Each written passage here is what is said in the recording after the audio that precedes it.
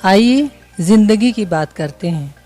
ज़िंदगी बहुत खूबसूरत है, पर कभी कभी ज़िंदगी में निराशा और हताशा के क्षण आ जाते हैं। जैसे कि पिछले 2 वर्षों में हम एक बड़ी आपदा से गुजरे। उस आपदा का असर वैसे तो हमारी संपूर्ण मानव जाति पर पड़ा, पर जो बच्चे हैं, जो विद्यार्थी हैं, उनकी जो शिक्षा हुई, चाहे वो ऑनलाइन हुई, उस आपदा का बहुत अधिक प्रभाव पड़ा। बच्चे मानसिक तौर पर कमज़ोर भी हुए।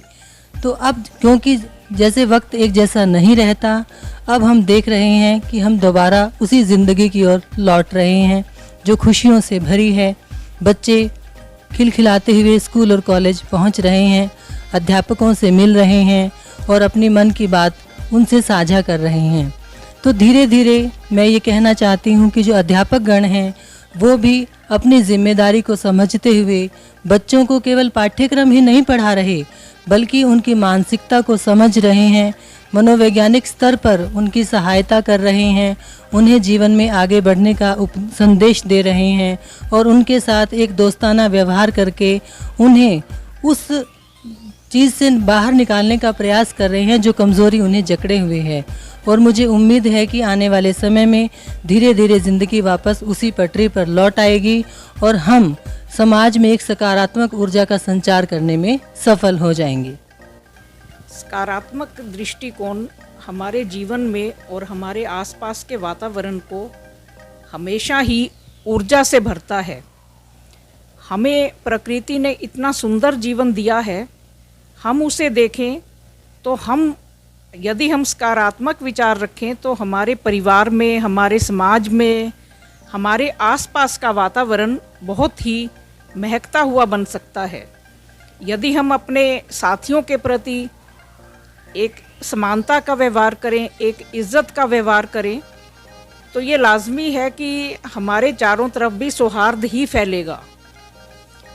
हम जिस प्रकार से प्रकृति में एक सुंदर फूल हमें खुशी देता है, चारों तरफ महक फैला देता है, उसी प्रकार हमारा अपना व्यवहार यदि सकारात्मक होगा, यदि सुंदर होगा, तो मुझे लगता है कि ये हम एक उपकार करेंगे हमारे समाज पर, हमारे प्रकृति पर, हम एक तरीके से उसका ऋण अदा करेंगे।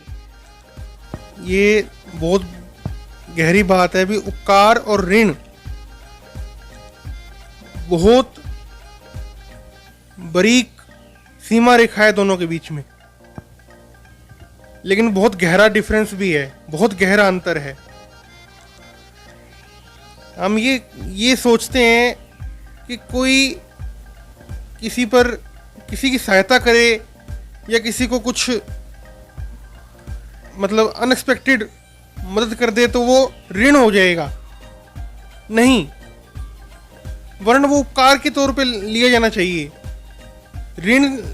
यदि हम ऋण लेंगे तो हम दूसरे को भी बोझ में दबाएंगे और खुद भी, स्वयं को भी, अपने जीवन को भी हम बोझ के तले दबाने का काम करेंगे। लेकिन उपकार लेने से हम स्वयं को कृतज्ञता के, संतोष के और एक अनोखी खुशी के काबिल बनाएंगे और दूसरे को पुण्य प्रदान करेंगे। जो ऋण है ना, वो तीन तरह का ऋण है। पितृ ऋण, आचार्य ऋण और देव ऋण। वरन ये ग्रंथों में ऋण कहा गया, लेकिन ऋण नहीं है, उपकार है ये असल में। अगर गहराई में जाएंगे तो उपकार होगा, ना कि ऋण होगा। लेकिन हमें उसे अपनी सेवा भावना से, अपनी निष्काम कर्म से उसको अदा करना होगा। उपकार का प्रति का कृतज्ञता का कैसे हम अदा करेंगे? उसको निष्काम सेवा से अदा करेंगे। उसको निष्काम सेवा ही उपकार बनती है। तो आप मुस्कुराकर कहें, जिंदगी जिंदाबाद।